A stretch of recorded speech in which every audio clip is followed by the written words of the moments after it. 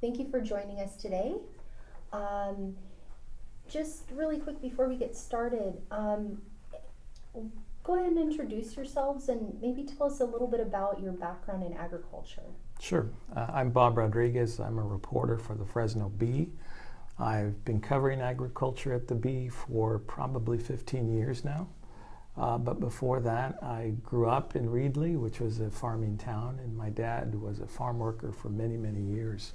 So I've got that experience as well as having learned about farming through reporting. I'm Delaine Zody, and I grew up on a cotton farm west of Kerman, and I go back to the day when cotton was picked by hand. I even had a little bag that I would pick cotton in sometimes when I was out in the field with my parents. I worked in ag for many years with a magazine company that produced ag magazines. And then I worked for a cottonseed company for 11 years, selling cottonseed all over the world, and have always been interested in what this valley is growing and what it's doing with its products. So can you give us maybe an example, a moment, a day that sort of exemplifies your experiences and why agriculture in this area particularly has been so meaningful to you? Well, I would think that it's the economic basis for this community, for this valley. We ship food and fiber all over the world. I'm always telling people we feed the world. And the people who work on the farms do it because they love it, but they also work very hard to do it. And I really would like to honor that hard work that goes into growing those crops and the risk that the people take to produce that food that feeds the world. I think one of the pivotal things that sticks out in my mind about farming is when we have a disaster. One of the things that we've experienced in the last decade are some very severe droughts. The most recent one lasted 4 years, and it took a devastating toll on farming communities, on farmers, on farm workers. And when you experience that, and when you talk to farmers about having lost farms or workers who say they haven't worked in months, and you see the result of that in their communities, it really drives home how large an industry this is and how important it is to people's lives. And I don't think that story always gets understood very well outside of the community. So I think that's kind of an important thing for me. It really reminds me of what this means in this valley.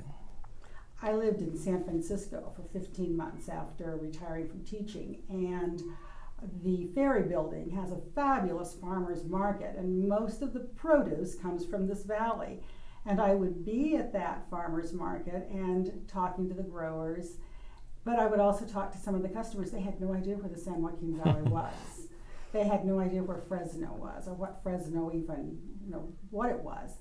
And so that shocked me, that here they were eating this fabulous food that was getting very high prices up there, and yet they knew nothing about where it was being grown.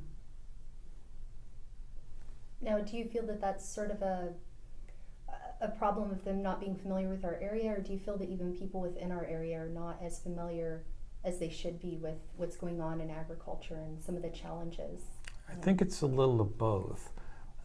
It's kind of shocking, and Delaine probably knows this as well, when you talk to school children about where their food comes from. A lot of them don't often know.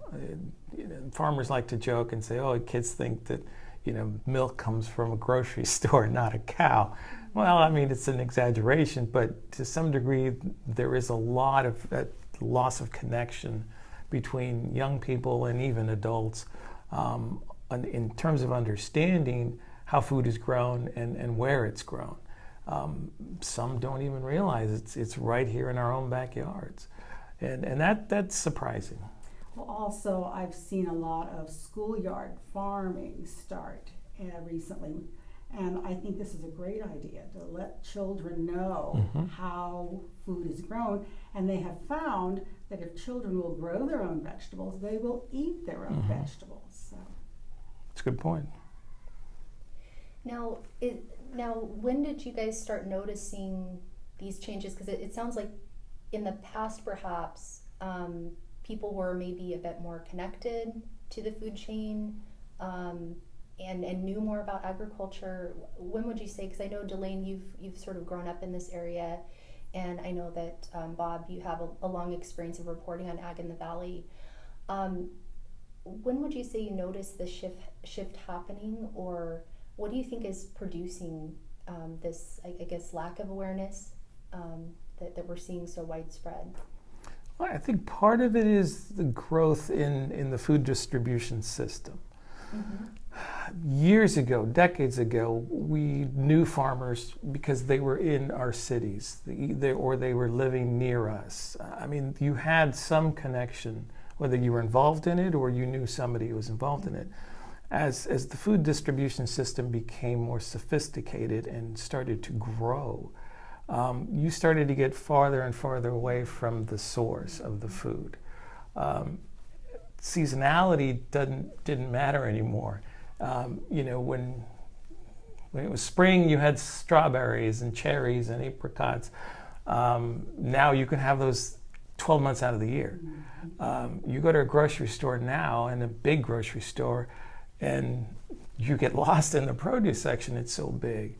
And most of that, well, I should say, depending on the time of the year, some of that's coming from other countries, which is good for consumers because you have that supply. But it makes it so easy and it's so cheap that you tend not to think too much about where it's coming from. And I think that started to happen with the rise of the modern grocery store.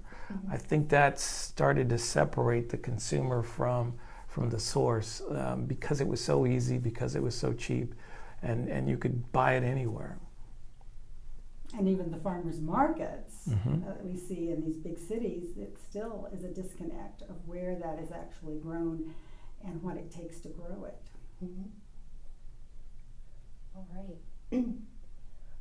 So in terms of the changes that you've seen over the years with agriculture, what would you say? I mean, what are some of your thoughts on some of those changes that you've observed? I know we've talked a little bit about the growth of grocery stores and kind of separating a bit from the process of agriculture. Yeah, what are your thoughts based on what you've observed happening, especially within our local ag industry? My concern is I don't know that many farmers anymore. I know what I read in the newspaper, and I appreciate that, and what I see in online articles and that type of thing. But I think we have gotten into such large corporate farming that the small grower has sort of disappeared. There are a few out there that have kept their names with their farms, but I think that we've lost that human element as far as knowing who our growers are, and they've become the big corporate farms. A lot of that has come by mechanization. And Bob can speak to this far better than I can, because I'm just blown away by the farm equipment that's out there that does the jobs humans used to do. We have seen incredible advancement, and some of it has been driven by of course, necessity. Some of it's been driven by the need for efficiency. The end result is you've got fewer jobs that are tied to farms. Farmers have long been the creators of their own inventions, of their own machines. But now you're seeing the tech industry become heavily involved in an exploration of research and technology to make farming more safe, efficient, cost effective. And all those are real big motivators for these larger companies. Farmers right now are dealing with a shortage of labor in some areas. And so machines or technology that can help them with that are really being looked at very closely. And who knows, 10 years from now, we could be seeing some sort of mechanical harvester of, peaches or plums or nectarines. Right now that doesn't exist, but you got to know that people are thinking about it and probably working on it right now. I agree with Delaine. It's kind of interesting to see this transformation of, how we were kind of connected to the farm and now we're not. I think farmers markets pose a real good opportunity for consumers to kind of reestablish that connection, especially with certified farmers markets, where it's the grower or the grower's employee who are the ones selling the produce, not somebody else who just picked up a bunch of produce at a produce warehouse in LA. And they love to talk to people and they want to share their story about how they grew this or what variety they have. It's fun and it's exciting sometimes to learn about these new things. So overall it sounds as though you feel that the future of agriculture in this area is fairly hopeful. Yes, I do. I think there is a growing interest in food and where food comes from, and I don't think we're going to be going back to a point where we don't care about that. We see that with the rise in farmers markets. We see that in the rise with restaurants focusing on products from local farmers, and all of that is very positive. It hopefully will make people more aware of how food is grown here and what kind of food people are buying. So yeah, that's hopeful. And I'm hopeful because of the students I see at Fresno State in the Ag Department. When I was a student there, the Ag Department was looked down upon. It was not something people went into. But now the Ag Department is growing and more students are getting involved. And it's not just to go out and grow crops, but to be involved in a variety of careers that they see growing and expanding out of the ag industry. So those young people make me hopeful. Okay, and so if you had to pick maybe one thing you would like to see more of in terms of what we're doing with agriculture in this area, in this Central Valley, what would be your pick? What do you feel would be the most interesting or productive development that we could see? I would just like to see more organics. I think farmers would love to know that the public appreciates what they do. I think there is a lack of awareness sometimes of what farmers and what it takes to grow food, and that's partly their fault and partly our fault. We don't always reach out enough to learn about how food is grown, and farmers are not always that good at telling their story, and it's not always easy. I mean, they're not used to dealing with the public, and sometimes they don't see that that's their role.